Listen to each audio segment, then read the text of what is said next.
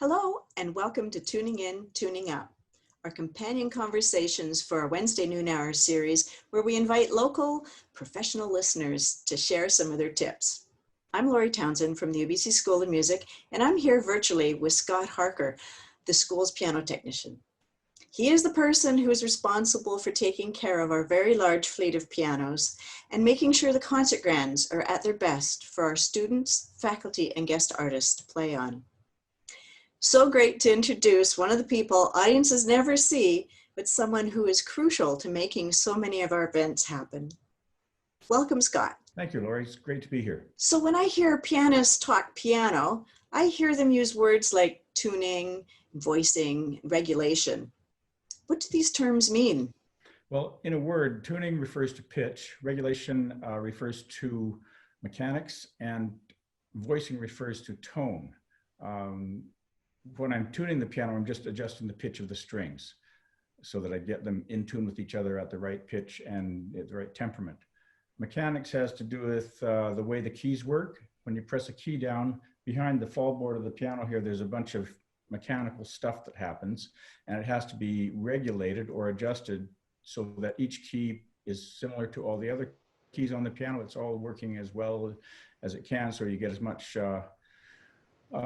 evenness and power out of the piano when you are playing it. Tone refers to or voicing refers to the tone of the piano, and that is regulated by making sure all the strings are seated properly at the bridges, they're all in their proper places, and that the felt of the hammers are adjusted so that they produce an even and pleasing tone.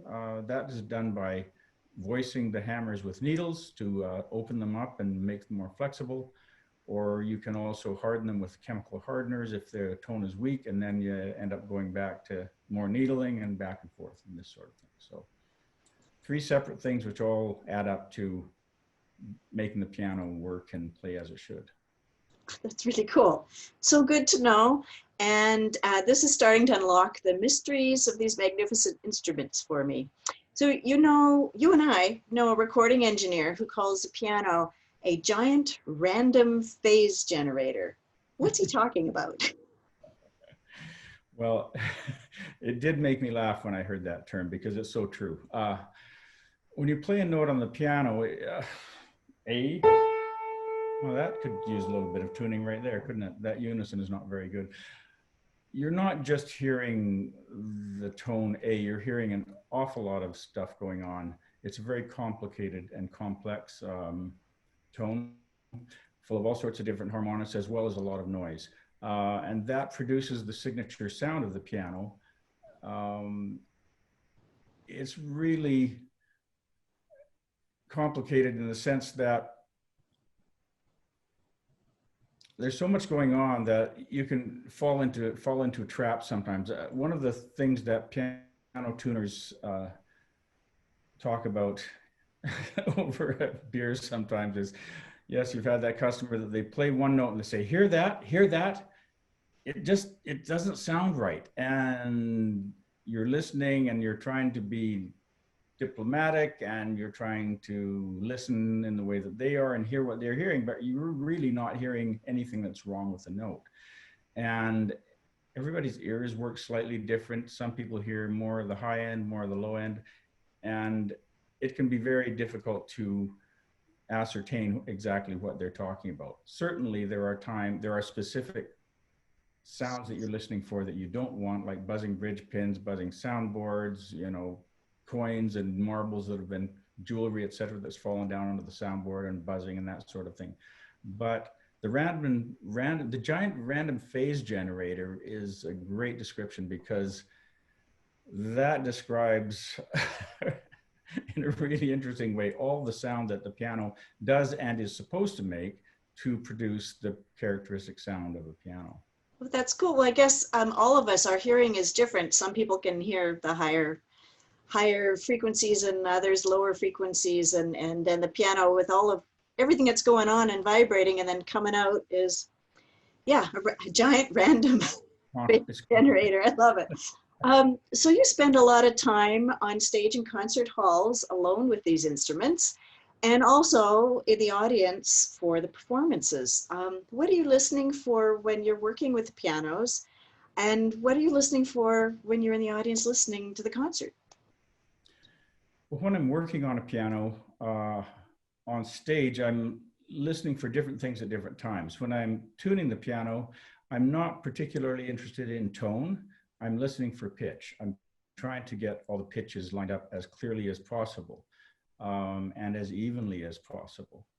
Once that process is done, I listen for the tone. I go back and forth up and down the keyboard, listening to the tone quality of the piano um, to make sure that it is even and speaks as if it's one voice. In other words, you don't want the bass and the tenor to sound like a different piano than the treble. You don't want a sudden break where the tone changes. You want it to be even and pleasing throughout. So, and you're also listening for any sort of mechanical things that you don't want to have happen, squeaky pedals, buzzing this or that, or anything that's extraneous that you don't want to have happen, because there is so much going on mechanically in the piano, and those sounds are there. They're not, you can't get rid of them, but the idea is to have them masked or have them as slight as possible so they don't interfere with the production of the music.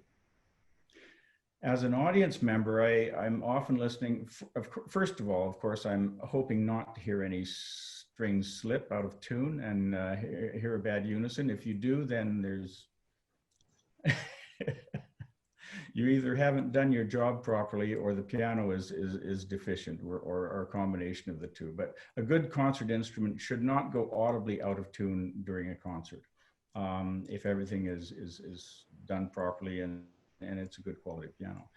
It will drift slightly. So I'm always listening for that, but also I'm listening for the tone of the instrument, how it sounds in the room, how that particular artist is producing that sound, whether it's working well, whether it's even, all this sort of thing. And every now and then I sort of sink into it and forget all about it and just enjoy the music, which is what I really try and do. That's cool. So are there concerts, I guess more piano recitals or piano concertos, that have taken your breath away? And can you identify what maybe that magic is in those concerts? It's really hard to identify what the magic is. It has to do with so many factors. Of course, it has to do with the artist and their performance that evening. It also has to do with the room. It has to do with the piano. It has to do with the audience. And it's a very individual thing. I've been at concerts where I was just knocked out by the performance and thought it was wonderful, and other people sort of just shrugged their shoulders and went, and vice versa. I've been at concerts where other people were raving, and I just was not that emotionally touched. So it is a personal thing as well. There's one concert quite a few years ago that really impressed me. It was the first time I worked with Brendel, and there's a lot I could say about that experience, but the thing that I want to mention now is how he does not have pianist's hands, at least not what we typically think of as pianist hands. His hands are really big. They're more like a farmer's or a gardener's hands. They're almost like big planks and sausages for fingers. And he has tape on his fingers as well. And I really don't know how he gets his fingers down in between the black notes to play the white notes properly. And I thought, how does he do it? And what's he going to do? And then he sat down at the concert and he opened with a Haydn sonata that was just, it was remarkable. It was so delicate and so beautiful. I don't know how he did it. I have no idea. And then the second half was the Diabelli variations. And that was another thing altogether. So how he does it, I have no idea. It's a mystery to me. But he does it. So there. And there was magic. It really was. Great. So I've so enjoyed this time with you, getting inside the mysteries of the magic of the piano, and maybe we can do it again, because I think we're just touching the surface. So thank you so much, Scott, for this time. No problem. It's been a pleasure. And thank you everyone who has been tuning in today, and Till next time.